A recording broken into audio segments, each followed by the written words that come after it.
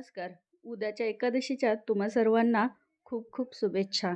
आज मी तुम्हाला खिचडी एकदम सुटसुटीत कशी बनवायची ते दाखवणार आहे.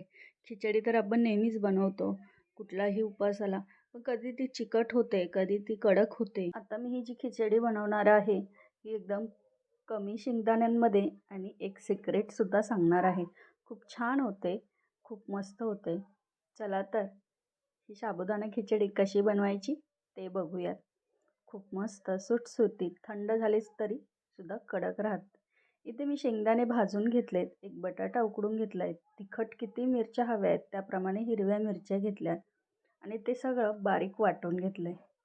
साबुदाणा मी एक रात्रभर भिजत घातला आहे. साबुदाणा रात्रभर भिजत घालायचा म्हणजे खूप छान फुलतो. भिजत घालताना त्याच्यावरती 1 इंच पाणी ठेवायचं.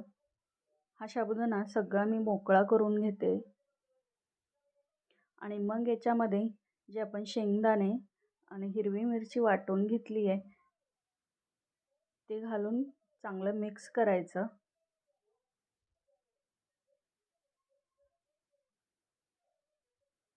अगदी कमी शेंगदाणे घेतलेत, शेंगदाणे सुद्धा जास्त घ्यायची गरज नाही. प्रथम मी हिरवी मिरची तळून घेते. मिरची मधोमध कापून घ्यायची नाही तर फुटते. तेलामध्ये घातली की ती फुटते. नरम होईपर्यंत मिरच्या चांगल्या भाजून घ्यायच्या आणि ह्या मिरच्या अजिबात तिखट लागत नाही.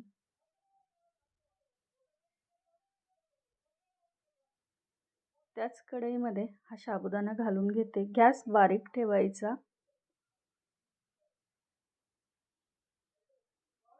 नंतर यावरती तो जो एक बटाटा आहे तो कुस्करून घालायचा.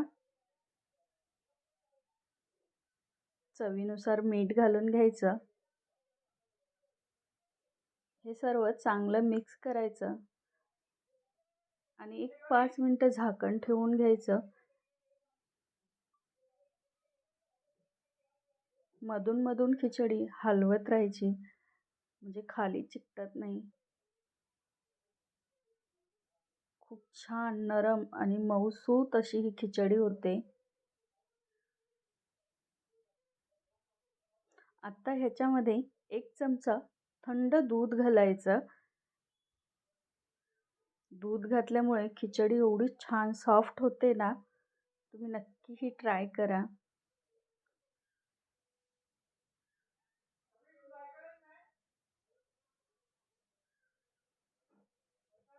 तुमचं खिचडीचं प्रमाण किती आहे त्याप्रमाणे 1 ते 2 चमचे दूध घालून घ्यायचं. दूध घातल्यावरती अजिबात चिकट होत नाही खिचडी किंवा गोळा होत नाही खिचडीचा.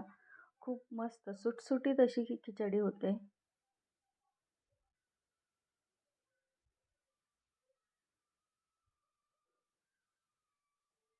आणि एक वाफ काढून घ्यायची फक्त.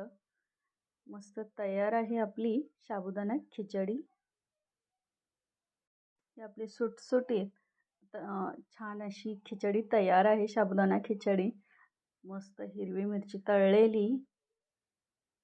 ही खिचडी थंड झाली तरीसुद्धा कडक होत नाही. खूप छान राहते नरम. तुम्हाला जर ही खिचडी बनवताना 1 चमचा दुधाची ट्रिक्स आवडली असेल तर नक्की कमेंट करून सांगा. थँक्यू.